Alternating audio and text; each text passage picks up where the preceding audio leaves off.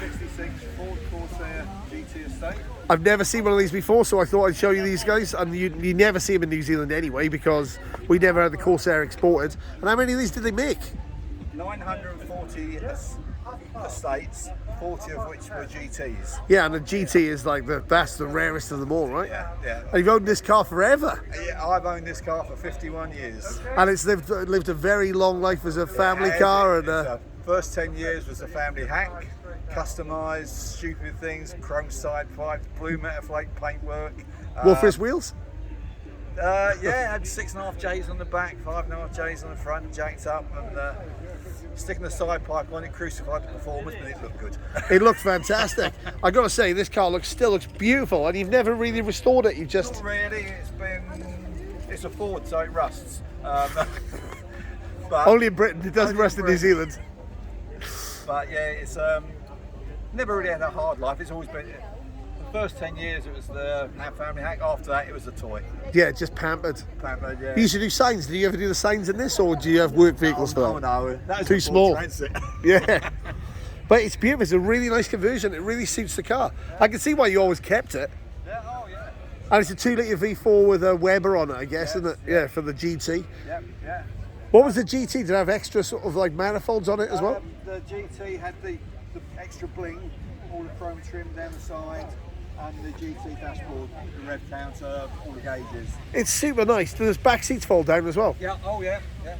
So it's actually really practical, like a real practical classic. Yeah. I guess you'll always keep this forever. Probably now the daughter, who's getting on, she's a bit older now, but it's the first car she actually remembers. Well, you can't knock that. But these had come with Rostels originally, or was it these wide wheels? No, originally it just had steel wheels on it. The only modifications really on this now from original, it's got 5.5 J steels on it. Yeah. And it's Ford diamond white as against the original colour, which was ermine white. It's like a slightly creamier colour, is it? Yeah. Yeah. In fact, one that's just been sold and gone to New Zealand, where there's photographs of the two cars side by side at Sunday lunches a little while, a couple of years back. And if I was to respray it, I'd stick with diamond white. Yeah, it looks nice. It looks really fresh in this colour. Yeah. I don't think many people have ever seen this on a Corsair. I'm just going to show them around it, Yeah. especially a GT. So the GT came with the... Yeah, with the 4-pod dash. Oh, it's beautiful in here.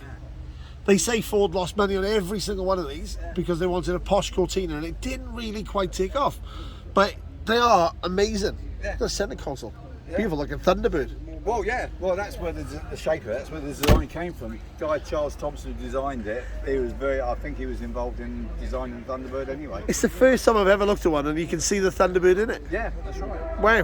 Well, that's incredible. Thanks very much for showing us. But I think the Corsair has been described as a bit of a Marmite car. It's one of those shapes you either love it or you hate it. I've always loved them. I have. It's so different to a Cortina. Yeah. And like, it's a posh Cortina, and what more do you want, you know? That's it. Suits me. Awesome. Thanks so much for that. You're welcome.